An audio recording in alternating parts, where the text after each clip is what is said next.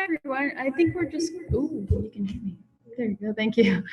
Let's just wait one more minute, just wait for a couple of regulars to enter the room, and then I'll start us off.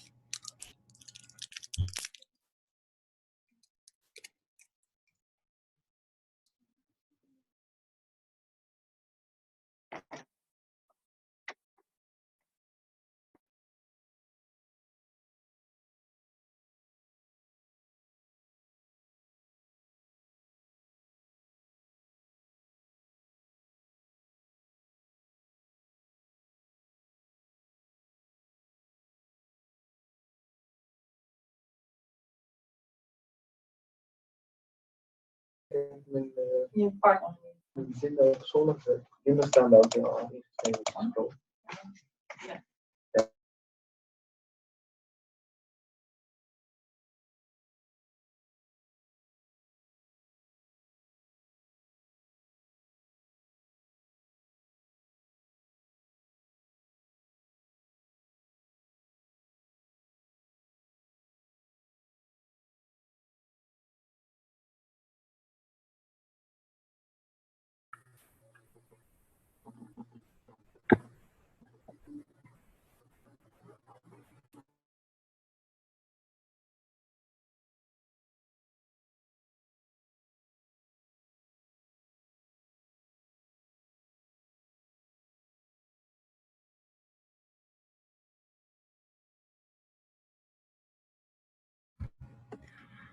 All right, I think I'll start us off here. Even if a couple of people come in late, that's fine. Just to introduce myself, as you are all doing in the chat right now, my name is Kat Reichel. I work for the STAR Network team. I specifically work on member engagement and network design, but you might remember me from years of working on the fund. I'm joined by my two colleagues. We have Annemarie Poorterman. Do you want to just quick say hi? Maybe we'll show our faces. We'll dare to show our faces. Hi everyone. My name is Annemarie. I work for STAR team as well, and I work specifically on STAR from Bangladesh. Great, and then I'm also joined by my colleague Emily Montier. Do you want to introduce yourself quick? Yes, hello, I'm Emily Montier. I work in the START Labs team on new financing models for humanitarian action. Great, thanks, Emily. So this is our second webinar as part of the START Evolve series. And we don't want this one to just be a presentation, us talking at you. We want this to be discussion-based. So please, while you have questions or comments, put them in the chat as we're going along, and then we'll also leave a space for the end. Do take this as an opportunity to feedback on. Today, we're just going to be focusing on one part of the process. So just for those who don't know, we are going through a process called START Evolves. There's a handy video online that you can watch if you want to learn more. I'm not going to go into that, but please do take a look at www.startnetwork.org/startevolves. But in short, START Evolves is a co-design process. And what it tends to do is to set out a future direction for the network in the next 3 to 5 years' time. It seeks to identify a direction for the network to move towards that will seek to create a more effective humanitarian sector. So to move from a sector that we see now, which this will look very familiar to a lot of these START members that have been working with us for some time, to move from something that is a system that is very risk adverse, very centralized, very reactive, to a system that can evolve in a way that can be more locally led, so to have power and capabilities as close to the front line as possible, to enable more predictable financing based on humanitarian need rather than media attention, and also to enable just global alignment around certain principles of collaboration and innovation that we've been really building experience on over the last 8 years in the START network. So that's not global dominance, but global alignment and globally connected. So I'm not going to go too much into this because I want to leave space for the thinking that we're going to go into next for Emily and Annemarie, but just to say this doesn't come out of nowhere. This proposal for the future, it's based on thinking over the last 5-6 years of both the membership and the START team, moving from our original declaration of intent, which focused on challenging the humanitarian sector and focusing on collaboration and new ways of working. And since 2014, we really had an idea that we wanted to build something that wasn't centralized or just sorry, if everybody could mute, that would be great, but a network of network structure. So really what we're talking about in the Start Evolves process is building on this experience that we have so far and what we see as an already emerging network, and then looking at what this potential future might look like that we can align towards. And to just set out what this might look like and then get feedback, I guess, from the membership and all those in the sector to say that the community has the answer of a more effective humanitarian future. So what does this look like in practice? So the proposal that was laid out has 4 main functions. And I'm not going to go into a lot of detail on each of them, but today we're going to focus on one of them, or I guess maybe 2, to be more specific. But the 4 functions that we think that this future needs to be most effective is, one is to decentralize or have control located as close as possible to the front line. And we think to enable to do this, we need to enable purposely built consortia or hubs or affiliated networks to independently align around START principles and use START services such as a START fund or disaster risk financing, and to collectively implement preparedness strategies, manage financing mechanisms, experiment and implement innovations, share learning and connect to each other, and then attract new types of finance to diversify their donor base. So not one centralized fund or a series of funds, but enable different kinds of solutions to be managed independently at the local level. And in order to connect those different financing mechanisms, we also think that we need a global financing facility, which is what we're going to be talking about today. And this would be, part of it would look like the START Fund is today, so a contingency mechanism that would enable top up of the different funds in different countries when they're overwhelmed. Say there's a larger crisis that fund or that facility cannot manage. It would also seek to be something kind of like the experience we have now with START Response that would enable thematic or global earmarking that could either go to those hubs or for specific responses through the network. And then it would build on top of that a shared risk platform that would pool risks, that would enable more predictable finance for larger scale events internationally. And we think that the only way that these 2 functions can work is if we build a function that essentially is just a standardized due diligence process. So one that enables not only trust in the system, but for us to increase the number of actors that can access network resources, that can localize humanitarian finance and reduce transaction costs of the hub. So not everybody isn't just repeating, building from scratch the same things over again, but offering sort of a platform or a process in which those hubs can follow. And then the last is a START Network platform, which is a lot like the START Network Secretariat we have now, but it wouldn't necessarily manage programs. It would focus on research and development, learning and evidence building of innovations that you see now that we're working on, such as blockchain or anticipation, and using that as a sort of a connection of principles and standards of these regional and national hubs. So those are the 4 functions that were proposed in this straw man. And I say proposed because it is indeed a proposal. And so we want today to go in depth a little bit more about what this global financing facility might be, and to hear first actually from Annemarie, who has experience on a national fund in Bangladesh, which is a lot of the experience that we are looking to build around national hubs. So to use these two things as a basis of discussion of are these the right answers? What other things are we missing that we need to think about? And just any general feedback on this process. So do see this as an opportunity to do so. So without further ado, sorry, I'm getting mixed messages in the room. I'm going to pass to Annemarie Poorterman to talk to you a little bit about the START Fund in Bangladesh. Hi everyone. Sorry, we're just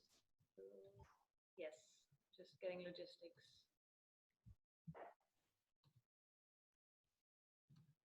Brilliant. Hi. So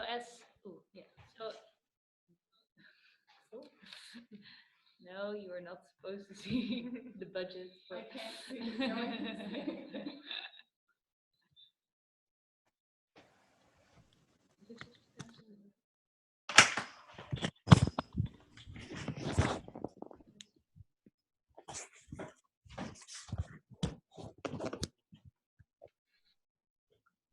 Great.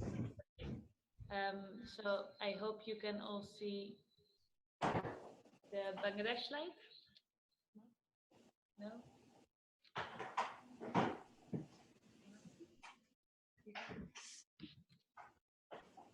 Okay, I might just start talking whilst we're figuring out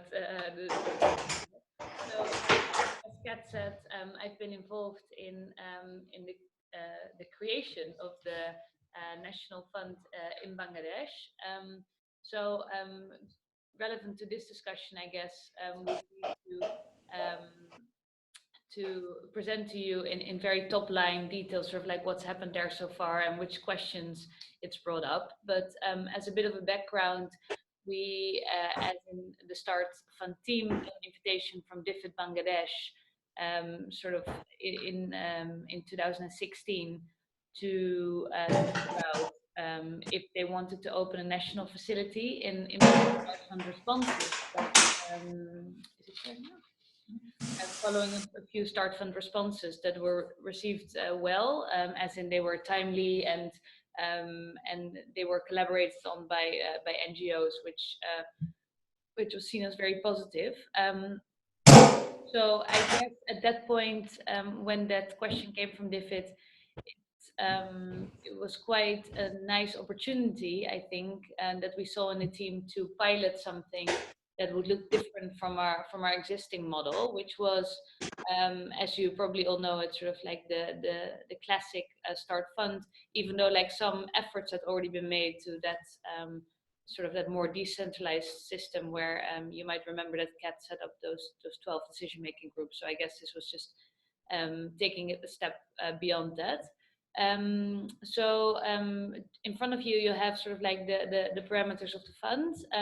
So it's originally an investment from DFID Bangladesh. It would be 10 million over 4 years with disbursements of around 8.7 million. But the aim is that it could become a pooled fund, a multi-donor pooled fund. So that's definitely one of the ambitions for it. So it's initially managed and accessed by START members, but also as it's a national fund, I think it's quite clear in the design and the agreement we've been having with DFID, but also sort of other organizations in country, is that this should be a local fund, as in also accessible by organizations that are having a capacity to implement START Fund responses, just to make sure we broaden that pool. Then it's available for rapid response under the START Fund process. That's what we originally agreed, but the niche will have to be tailored to the Bangladesh context. So this is quite interesting, and I'll get to some questions that this is throwing up in my next slide, or in the slide after, rather, because sort of what's happened so far is we ran consultations in February of this year, which has to be said was a bit later than I think it should have originally happened. So with the effect that it still feels a bit donor driven, like we had the consultations based on like, we're going to start this fund. So what do you see the value would be? So we had consultations with members in Bangladesh, but also consultation with local organizations, with governments, with donors, UN organizations. So it wasn't a massive consultation process, although it sounds very big now, but it was sort of like a very small sample of all of these organizations. And we did try to distill sort of like what's the added value that all these organizations would see in the Start Fund Bangladesh, and with that has sort of fed into the purpose as it's sort of jointly formed, which is sort of creating a multi-donor pooled fund, making sure that local organizations have an avenue to access international funding, and this would contribute to it. And like a third one would be that the fund acts in a supportive capacity of sort of existing structures and capabilities in Bangladesh, including governments and local and national governments. So we created sort of an infrastructure for the fund, I suppose. So we saw the host member organization. We hired a team which is now in place, which is very exciting. We've started building a governance structure. So this has been an ongoing conversation with members, and it's resulted now in sort of a working TOR for the Start Fund Bangladesh Committee, which also includes 5 seats for local NGOs. So this is a working structure until February 2018. So we'll have some time in the meantime to answer some more questions, which are still very much on the top of our list. We put the funding structure in place, which is at this point just a regular Start Fund process, and structure, where the funds flow from our host here in the UK, Save the Children UK, straight to the awarded agency. But that's obviously also the headquarter branch.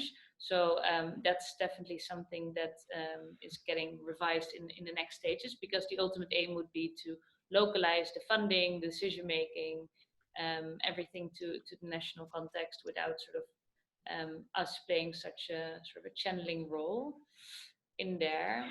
So I suppose we're now, the contract was signed in February 2017.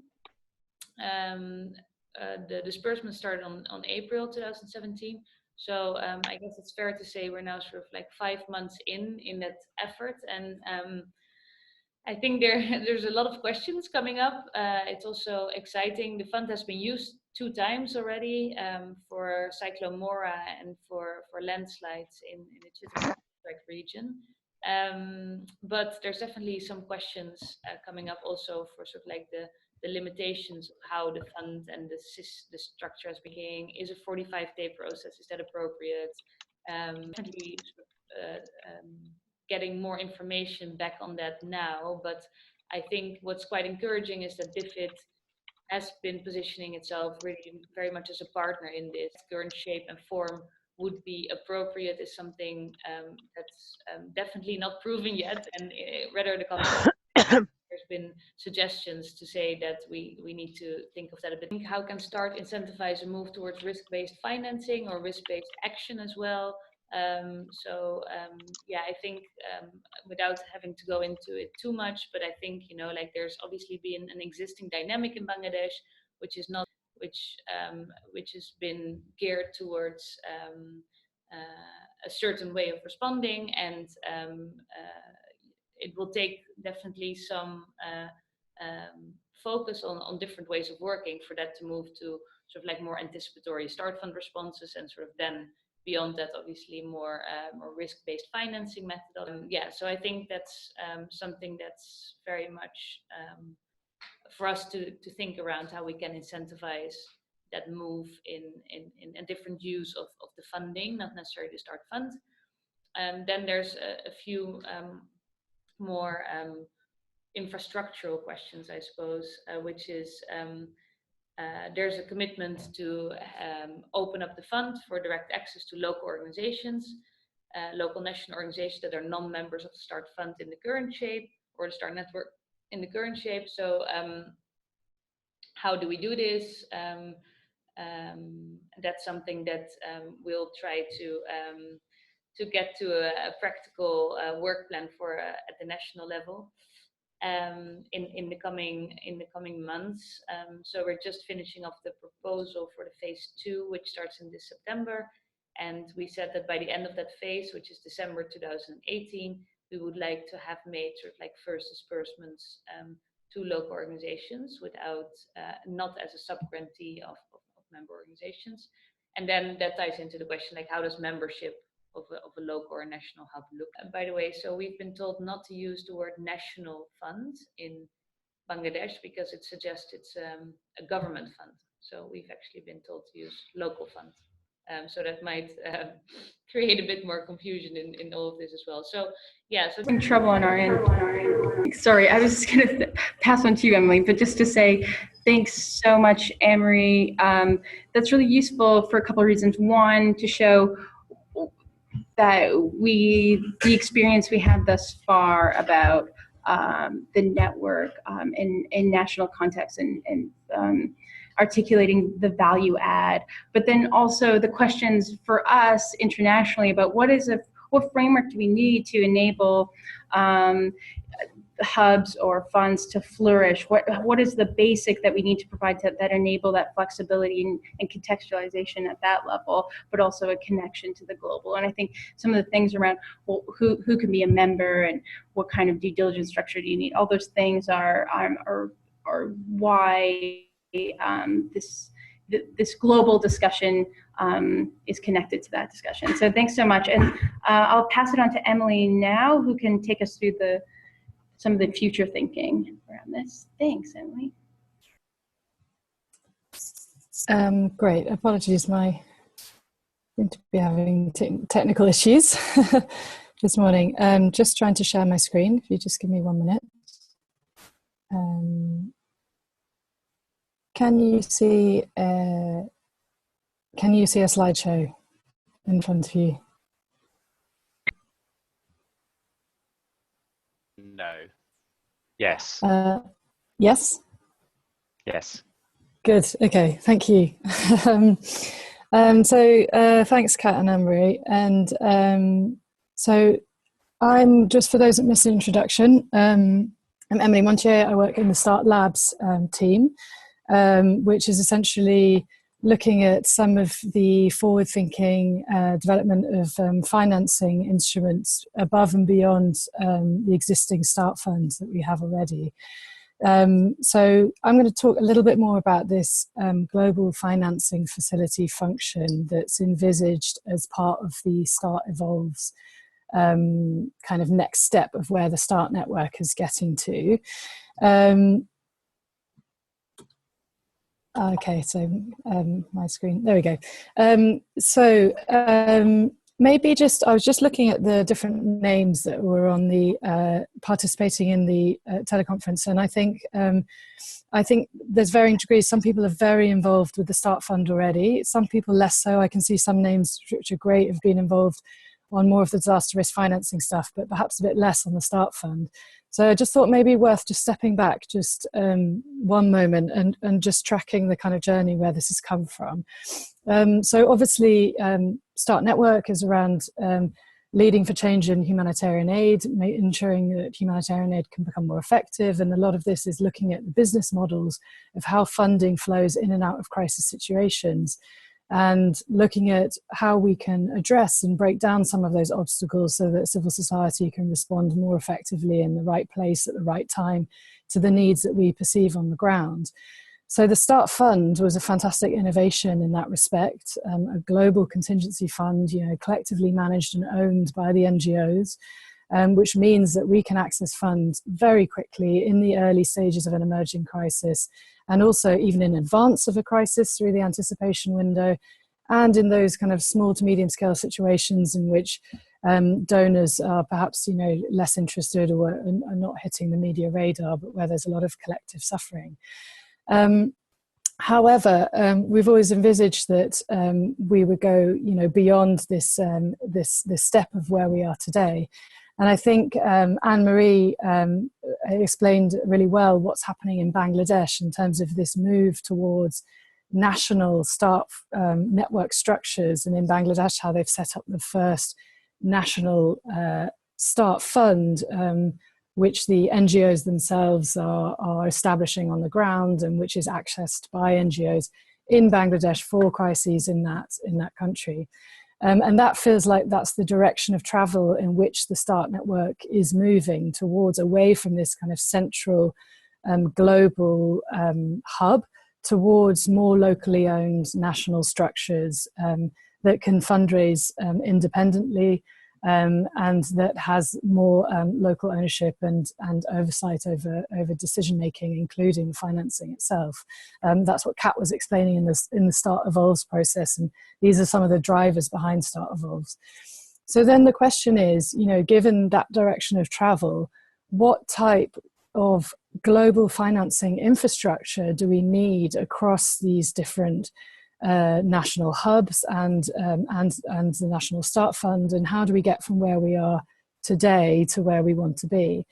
And so, you know, one of the first, the first thing to say is we don't have all the answers to this, but we do have a few kind of clues in terms of where we think we might like to get to, and that's the idea. I'll just kind of lay out a few of these ideas, and then obviously the purpose of this is to have your feedback, and so please, you know, register your questions and fire away. So just before diving into it, I think what we discussed at the last Start Network Assembly was just having a bit of a thought experiment, which was, given where we are today, we have a global Start Network, global Start Fund, and a new National Start Fund in Bangladesh, and we're on the path to open more of those.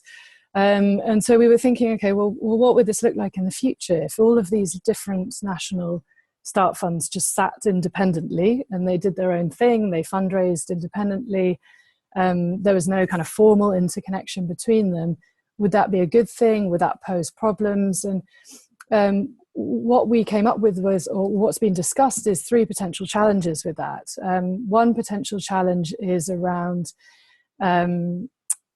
efficiencies and what it costs to be able to set up each national hub independently. If there was no sharing of lessons learned or pooling of resources or technical inputs into those hubs, then in terms of efficiency, it would be very inefficient to set up each Start Network national hub on its own. There was a second question, which was around, if a donor wanted to support more than one hub at once, would they have to go and negotiate independently with each national, local start fund, as we're calling them, separately? And is there a missed opportunity there?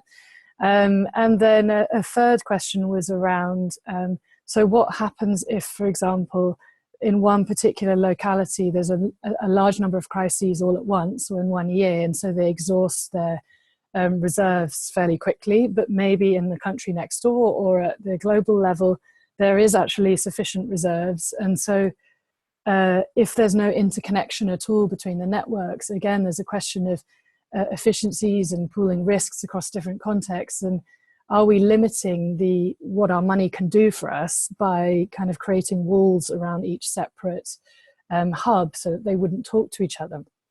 So those were some of the kind of challenges that people in the network were thinking through. And so this came up with the first design feature for the global financing facility, which was this idea of having a family of funds structure. So this idea of family of funds, it's something that was borrowed from private equity finance, actually came through a suggestion by our treasurer. And it's a way of describing interrelationships between different funds. And essentially what we're looking for in this kind of family of interconnected funds is efficiencies and predictability in setup, so that there's a minimum kind of similar type of setup arrangements across each fund, although of course they would have to be locally owned and locally relevant in terms of how they're set up, so there would be differes across different contexts. But at the same time, there would be also minimum kind of features in place, so that this creates efficiencies and predictability, but also it means that donors know what they're getting. If they want to fund more than one hub at once, they can do that through this family of fund structure. And that finally, we would look to build in surge capacity within the structure, so that if one fund were exhausted or other. It could potentially be topped up or leveraged by another fund, and that there would be efficient flows of funding between the structure, so that we're maximizing, it's more than just the sum of the individual pots of money around the world, but that actually they would contribute to pooling risks in more efficient ways. And I'll come into that a bit more in the second feature. So that's design feature number one, this family of funds structure. Oh, and this is a picture. I can actually see someone who's on the call actually sent this picture to us as a way of thinking, well, maybe this could try and visualize what this might look like. It helps bring it to life a bit. Obviously, it's not quite like this. The champagne doesn't just all flow from the top, but each, if you imagine the glasses of the hubs, they can fundraise independently, and maybe champagne's flowing both ways to some extent. But it makes you kind of realize this idea of, interconnections and relationships rather than each fund sitting on its own. So then the second question is, does this go far enough? This idea of having funds which are linked to each other. And I've put up this picture here of a book, because I think it's something that everyone should read if you get the chance, and it's very short.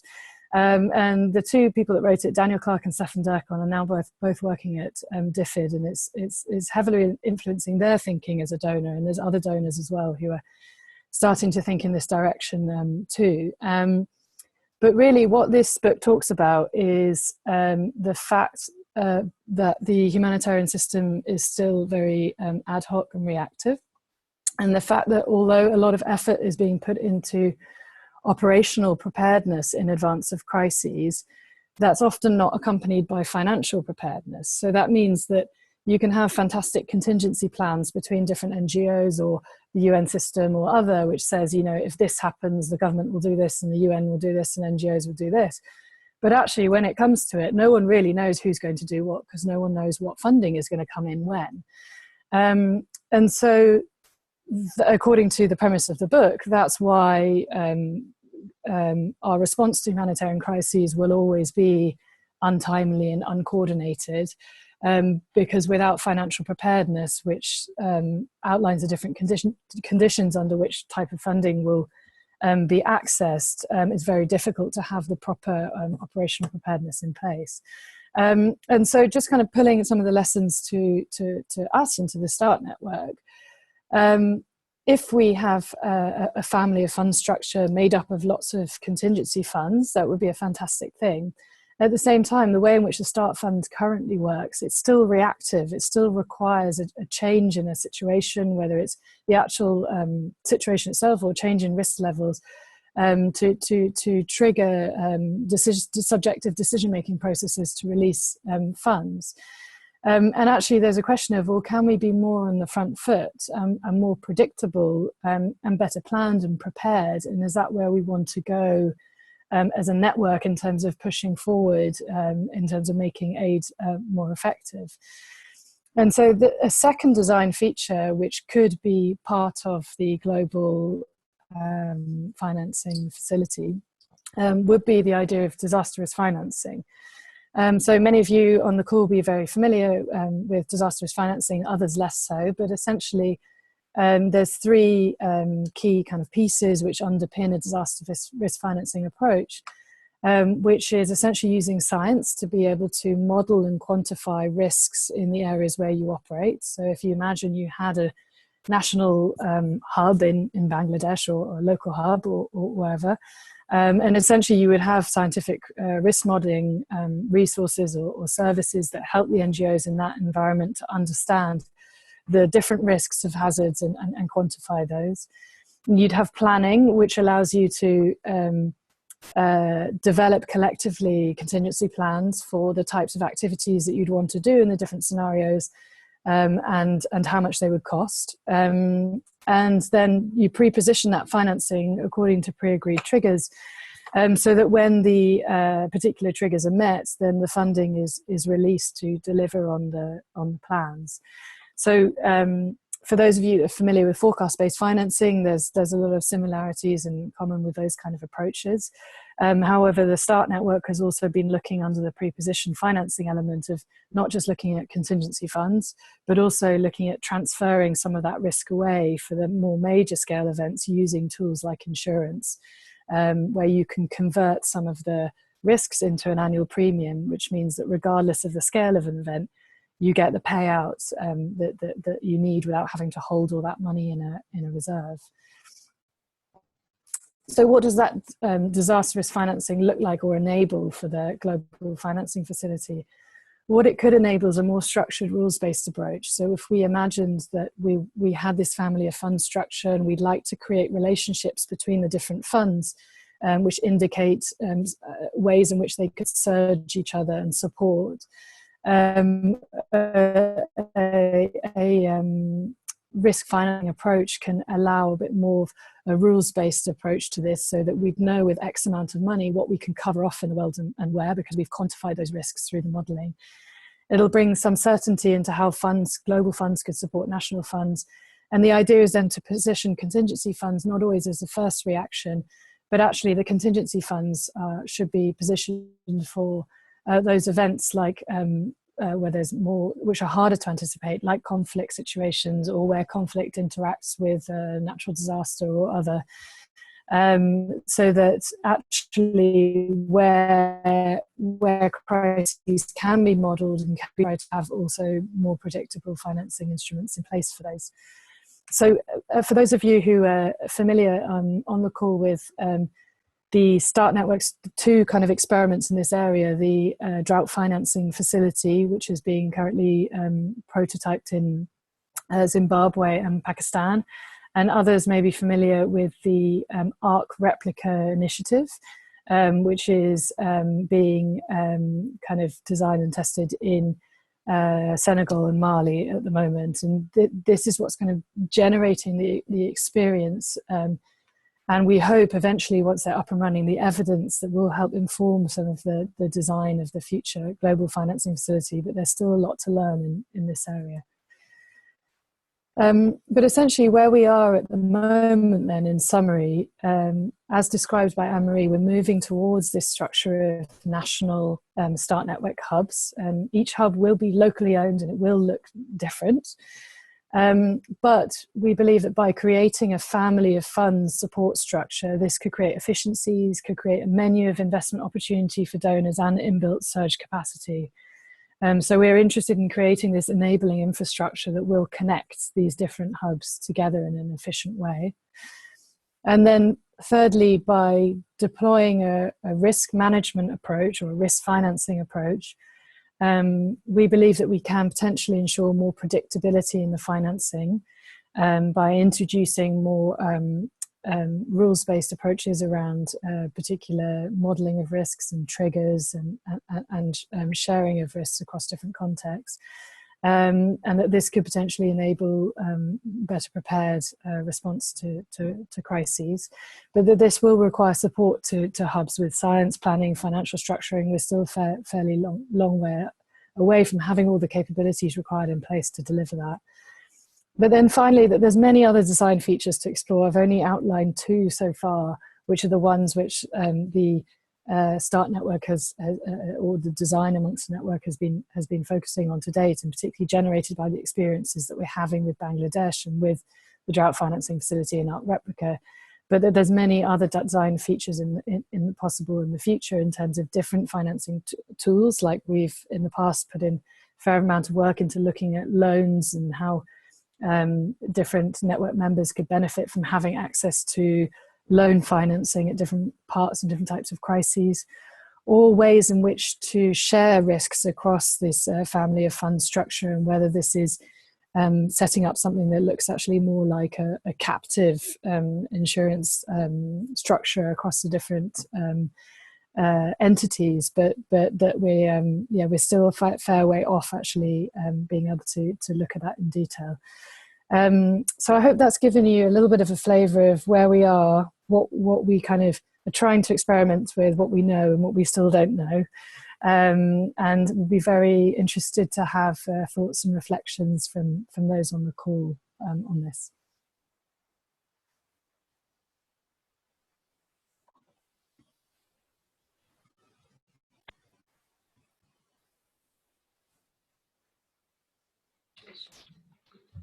And I can see some questions already from William Martin. Hello, William. Yeah, thanks so much, Emily. I guess we can open it up to the floor for just initial comments. And we'll expect an awkward silence probably, and then we're going to we'll probably start asking you questions, but we'll just open it up now.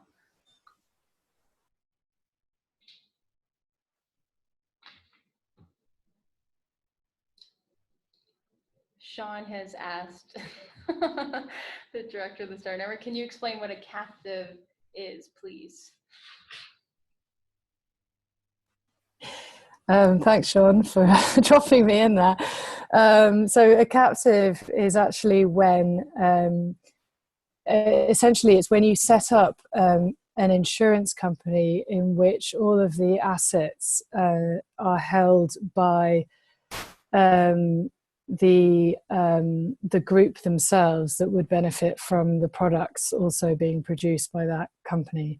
So it's a bit like a mutual in which you share the benefits of this structure. So if you imagine, so if I just take a step back, if you imagine tomorrow, if you go and buy your house insurance, you'll do this off a commercial company, and they will take some kind of risk on what you're buying off them, but also they'll take some profit.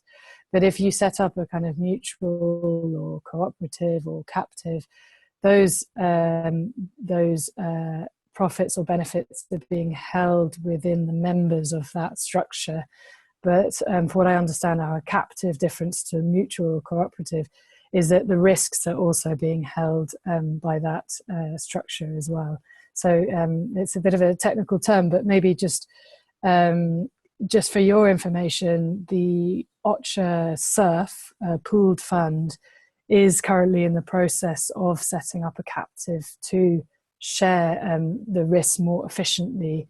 Essentially what they're looking at is all the money that flows around the UN pooled fund system and how they can make that money work for them more effectively, but without potentially having to give profits to an insurance company. So the answer for them is to set it up themselves, and because of the scale that they have, that's a possibility. Whereas obviously where we are right now, it's a little bit more difficult, but I certainly think that it'll be very interesting to follow that and see how that develops.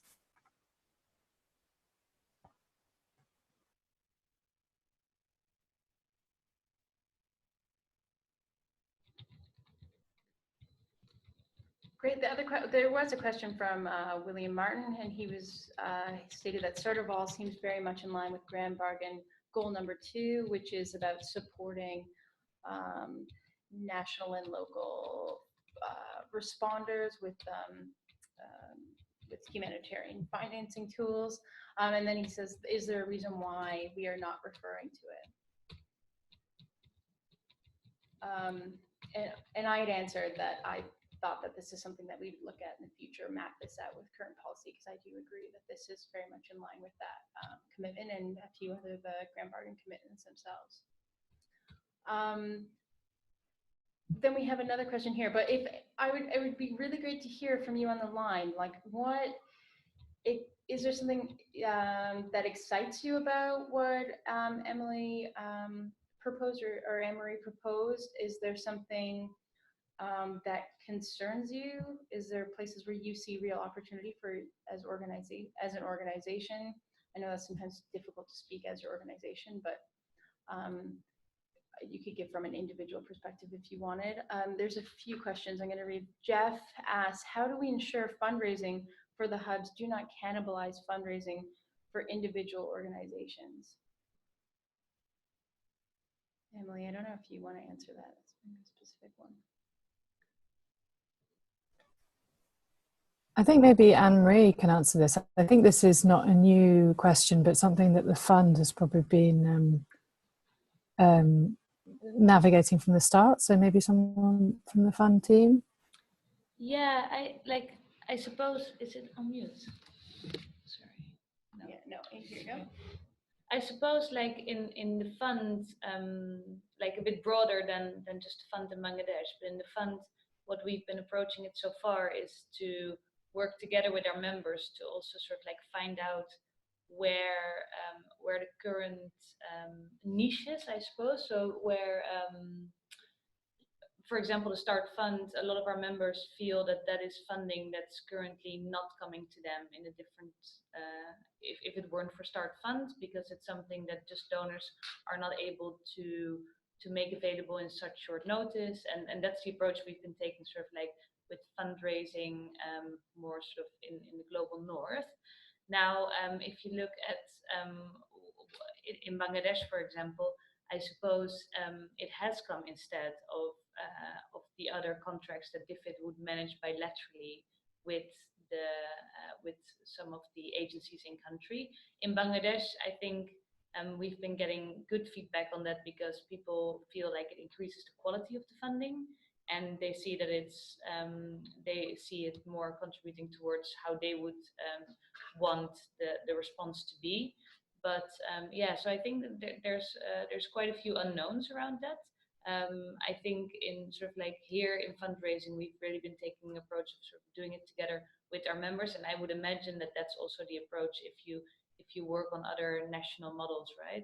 Just to make sure that it's supported by member organizations, and ultimately because you're able to demonstrate that, or with the assumption that you're able to demonstrate that that you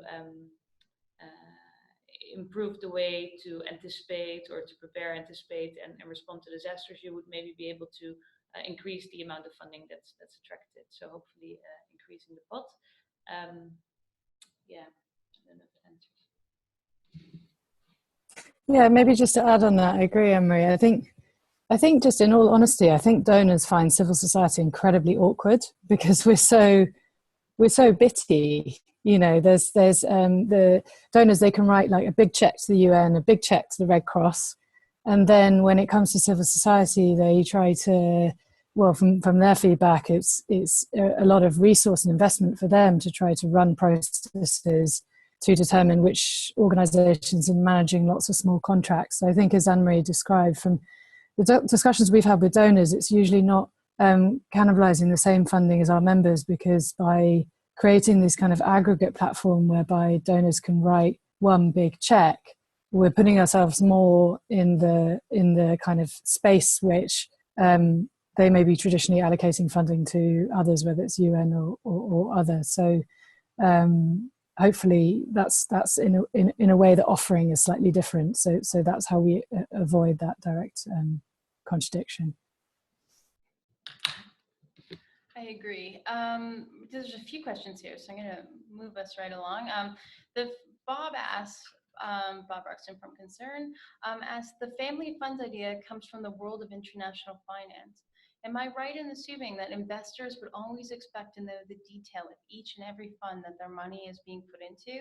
In other words, that they don't sign a blank check and tell the managers that their money can go into whatever funds the managers deem fit? If that's right, then by extension, how do we envisage a process for getting money from the global fund, which investor A knows about, into a local fund in Sierra Leone, or whatever, which she doesn't know about? Question.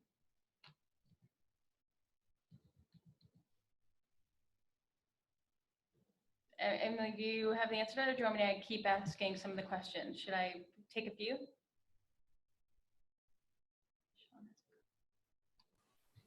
Either, whichever way. I mean, we can go.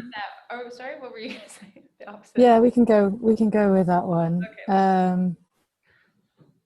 I'd see kind of two points to this. I think one point is around the due diligence process, which has come up a lot in the Start Evolves, and I don't know as much about that, so I'm going to hand over to Kat and Annemarie to talk about that piece of it.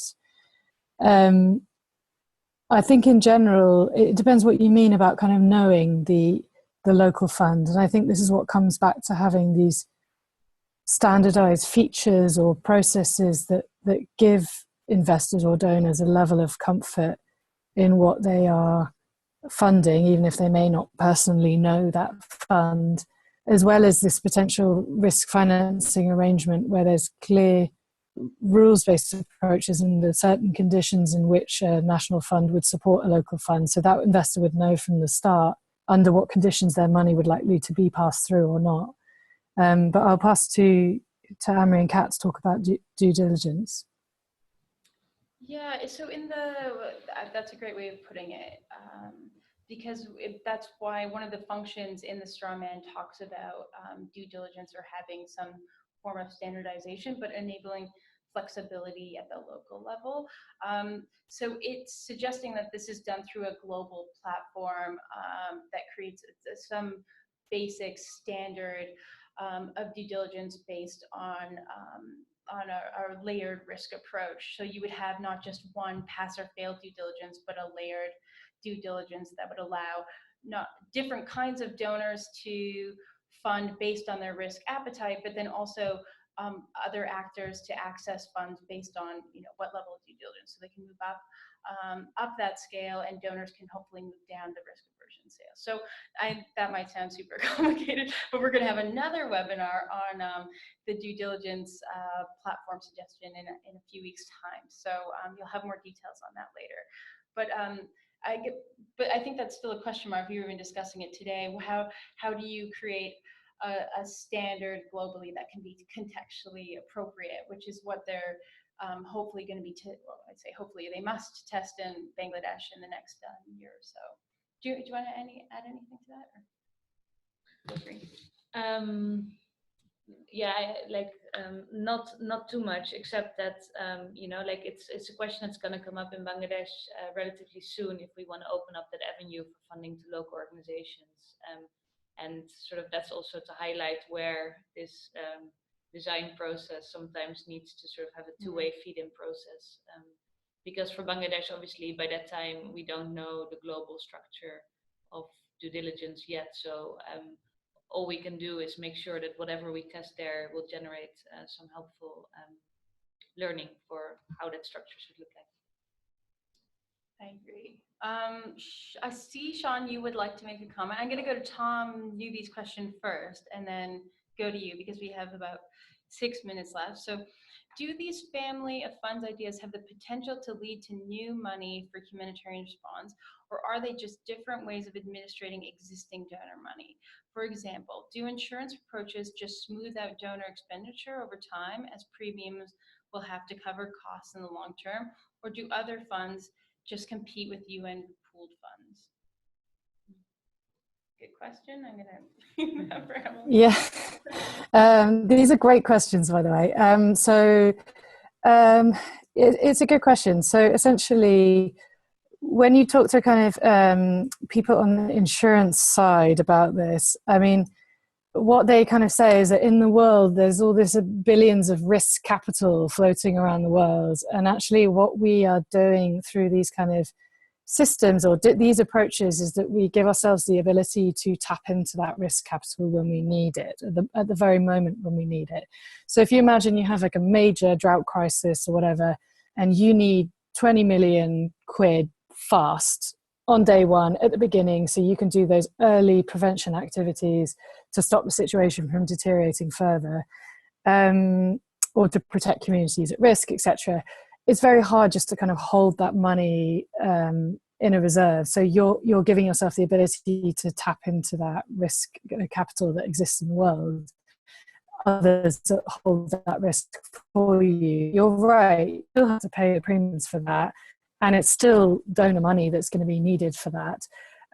It's unlikely that obviously there is microinsurance, etc., where we're kind of trying to shift towards asking certain types of communities to or equipping them with the tools whereby they can cover themselves, which will probably reduce their dependence on the international humanitarian system. But at the moment, there's these type of systems that we're envisaging. You're right that it's essentially the same money, but deployed in a different way, not just in terms of smoothing the pattern of drawdown, but in terms of the timeliness as well. And obviously, there's those statistics around like $1 invested early is supposedly same as $4 invested later once the situation's escalated. So in that sense, it's unlocking more money, but it's not actual additional funding. So yeah, really good question.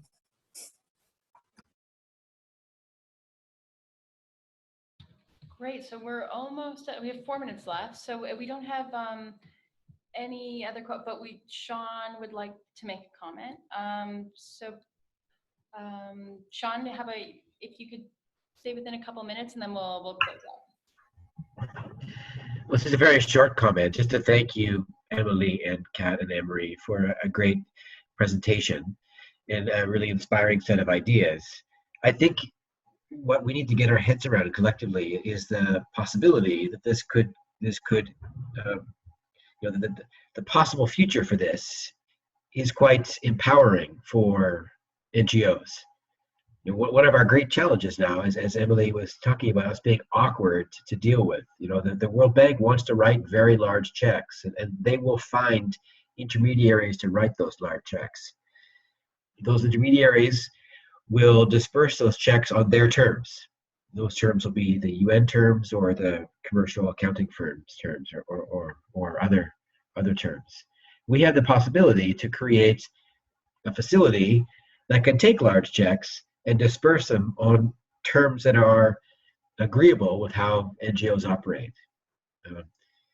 We can ensure that peer review enables the funds to be dispersed impartially to the organization that's best placed to respond in a timely manner. So I feel that there's a very exciting space of possibility for this financing facility, and I would encourage us all to think big, because I think that this could get big.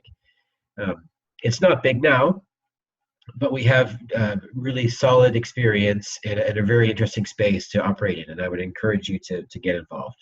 Thank you. Great, thanks, Shawn. And thank you to everybody who's on the line. I'm just gonna share with you really quick just to say that this is not the end of this conversation. We'll have more webinars like this over the summer, going to different topics around the proposal that's been put forward. So do attend these and share these with your colleagues. We're in the part now of the process where we've had feedback from the membership and are now going to core aspects of that design. So their task teams have been formed, which have representatives from the membership, the team, and other external expertise that will look at due diligence solutions, governance, et cetera, of this global network. Then there will be another proposal or another straw man or a draft that will be published in September. And then we'll have another couple months of consultations and feedback during that time. So there's lots of ways for you to be able to feedback. This isn't us telling you what the future is. This is just us proposing a possible future that we could align around based on the experience that we've had thus far. Not to say that it's for sure, but to say, if this is one option, what do we think? So we really want this to be, we want you to be a part of this conversation. So please, feedback into the straw man.